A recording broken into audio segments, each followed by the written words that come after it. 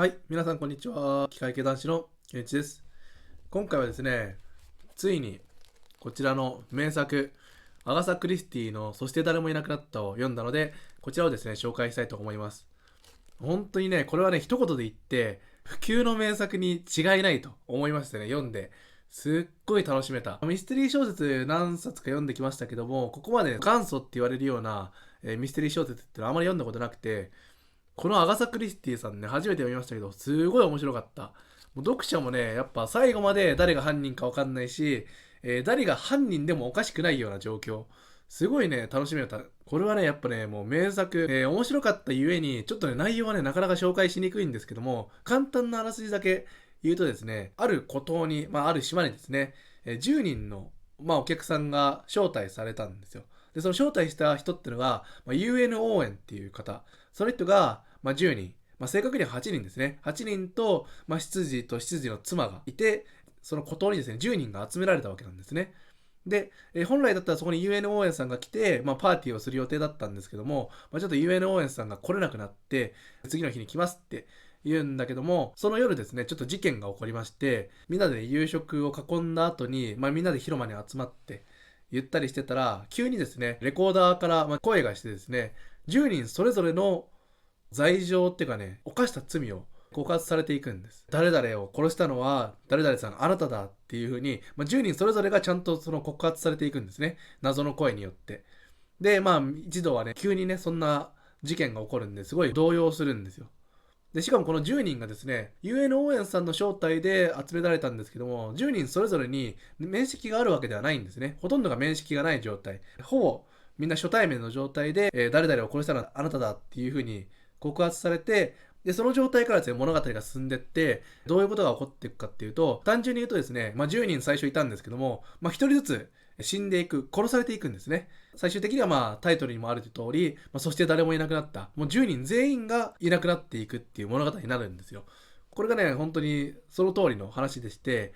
さっきね、殺されていくって言ったんですけども、最初の1人目、2人目ぐらいまでは、他殺とも言えなくないけども、自殺とも取れるような死に方だったんですよ。だからちょっとおかしいねっていう風にはみんななるんですけども、3人目がですね、明らかに他殺だったんですね。誰かによって殺された跡があったと。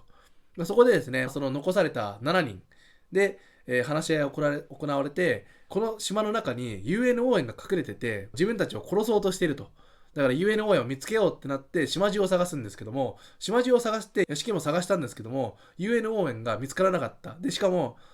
人が隠れるスペースはなかったんですよ。で、その7人で話し合いが行われて、ある人が仕切ってですね、自分の考えを述べようと思いますと。その人が言った答えっていうのが、この UN 応援がこの残りの7人のうちに潜んでると言うんですね。その島中を探しても新たな1人は見つからなかった。だけども3人目は確実に人の手によって殺されたわけだから、誰かが殺したのは間違いないと。この島の上にいる誰かが殺したと。応援が見つからなかった以上、この7人が容疑者として挙げられると言うんですね。そこからですね、すごい疑心暗鬼のゲームが始まっていくんですね。誰が UN 応援で誰かになりすましているのか。で、しかもみんな初対面の状態だから、誰々さんは警察官とか、誰々さんは判事ですって言うんだけども、本当にその人が警察官なのか判事なのかっていうのがわからない状態なんですよ。お互いをね、どうやって信じていいかわかんない状態で、だけども次々と、一人一人ですね、殺されていくんですね。そんなですね、本当読者もね、最後の最後まで楽しめる。僕もね、この人が怪しいって睨んでた人いるんですよ。睨んでたんだけども、その人じゃなかったんですね。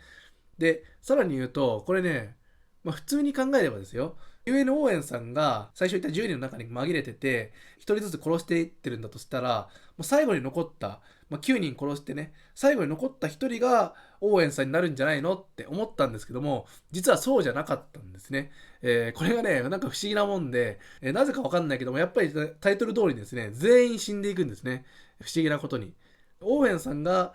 9人をね、殺したいだけだったら、最後に1人残るはずなんですけども、1人残らないんですよね。なぜか。だから本当にね、最後の最後までね、僕の頭の中では、オーエンさんが紛れてるっていう説、それによって犯人を絞っていくっていう考えと、やっぱりね、オーエンさんがどっか、島のどっかに潜んでるっていう説が、どうしてもね、最後まで拭いきれなくて、やっぱりおかしいよなと思って、10人全員が死ぬってなんでオーエンさん自身も死んじゃうのって思うんですよ。だからやっぱそれがね、拭いされなくて、で、もう一個おかしなのが、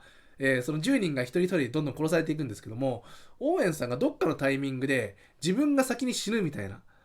これだったら、10人目がね、死ぬってのもわかるんですけど、でもやっぱり、そう考えるとちょっとおかしいよなって、その後のね、残されてる人たちが、死に方通りにね、死んでいくかってのはわかんないわけで、やっぱり途中でオーエンさん自身が死んじゃうのは無理があると思ってたんですけども、やっぱり拭いされなかったんです、それも。そのオーエンさんが途中で死ぬっていうのが拭いされなかった理由としては、ちゃんとね、死に方が決まってるんですね。なんか兵隊さんの歌ってのがあって、兵隊さんが10人から始まって、1人が喉を詰まらせて、残りは9人。で、兵隊さんが9人。1人が寝坊して、残りは8人とかっていう風に、ちゃんとその、兵隊さんの歌に歌われてる通りにみんなが死んでいくんですよ。窒息だったら喉を詰まらせて、あとはもう蜂に刺されてとか、銃で撃たれてとか、本当にその通りに死んでいくんですよ。だからね、やっぱりオーエンさん自身が途中で死んじゃったら、それ以降の死に方が死に方通りにならないよなって思って、オーエンさん自身が途中で死ぬっていうのが、僕はね、頭になかったんだけども、でもオーエンさんも途中で死なないと、10人目が死ぬっていうのがやっぱおかしいよなって。本当にね、これ最後まで分かんなかったですね。でも本当にすごい楽しめた作品です。で、ここからですね、ちょっと話が変わるんですけども、今ですね、現在僕が読んでる本が、結城春夫さんの実会っていう本なんですね。で、この実会がね、たまたまね、すごい話が似てるんですよ。そして誰もいなくなったは、島に、10人からスタートして一人一人死んでいくって話なんですけども、結城春夫さんの実会の方は同じようにですね、島に、最初に9人が上陸したと。で、その9人で、もともとの予定では、一晩しか過ごす予定がなかったのが、一夜明けてみると、一人殺されてると。で、そこからですね、デスゲームが始まっていくんですけども、この結城春夫さんの実家の面白いところとしては、犯人をね、探しちゃいけないんですね。探そうとしちゃいけないんです。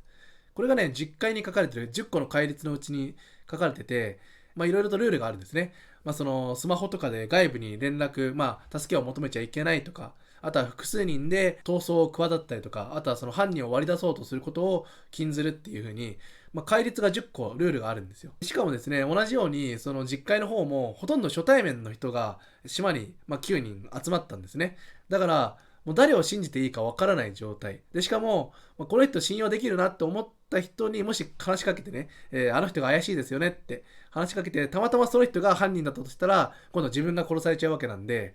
多分ね、まだね、序盤しか読んでないんで、どうなってるかわかんないんですけども、やっぱり同じようにね、最初9人の状態から8人になって、で、またね、多分1人ずつ減ってくんじゃないかなっていうふうに僕は思ってるんですよ。まだ僕が読んだ段階では、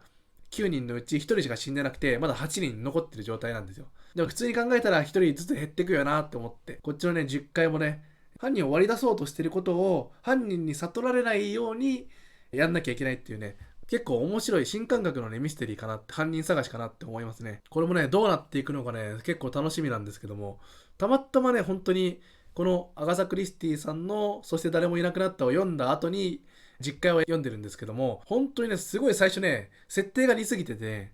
これ絶対結城春夫さん、このそして誰もいなかったをモチーフに、オマージュにしたよなと思いながらね、でも、